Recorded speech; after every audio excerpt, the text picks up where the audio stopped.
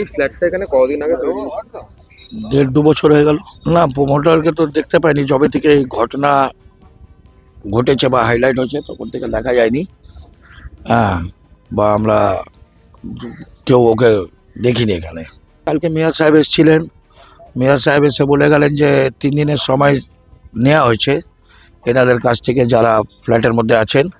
উনি structure engineer পাঠাবেন, উনি দেখবেন, দেখে উনি যদি মনে করবেন যে হ্যাঁ এটা ডেমোলাইজ করে দেওয়া উচিত বা কীরকম করে রেখে দেওয়া উচিত, কেন কি ওনার বক্তব্য আমরাও জানি যে কলকাতায় এরকম বহু বিল্ডিং হেলে অনেক দিন ধরে রয়েছে, কিন্তু আদৌ ইঞ্জিনিয়ার ছাড়া তো বলা যায় না যে কি করণীয়। এবার উনি ইঞ্জিনিয়াররা এসে যেরকমভাবে রিপোর্ট দেবে তার ভিত্তিতে তারপরে স্টেপ নেওয়া হবে। এখানে কদিন টাইম দেওয়া হয়েছে এটা খালি করার জন্য?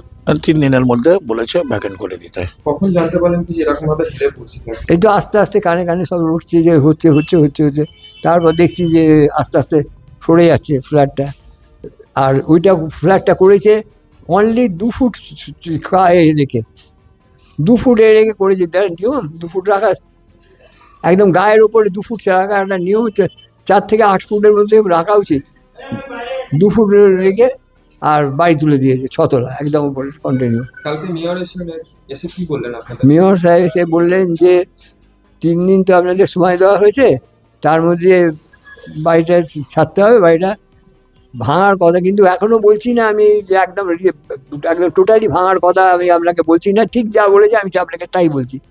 আজকে নাকি যাদবপুর ইঞ্জিনিয়ার থেকে আসবে, সব দেখবে, দেখে ঠিক করবে যে এটা কি লিফটিং করে কিছু করা যায় কি না।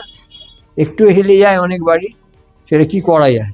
উনি বলছেন যে আমরা দিদির সঙ্গে কথা হয়েছে, যারা যারা আপনারা কিনেছেন কেনা প্রপার্টি তাদের জন্য শুধু অন্তত 3 তলা অবধি আমরা করে দেবো নিজেদের পয়সায়, 1 বছরের মধ্যে করে দেবো, কথা দিচ্ছি।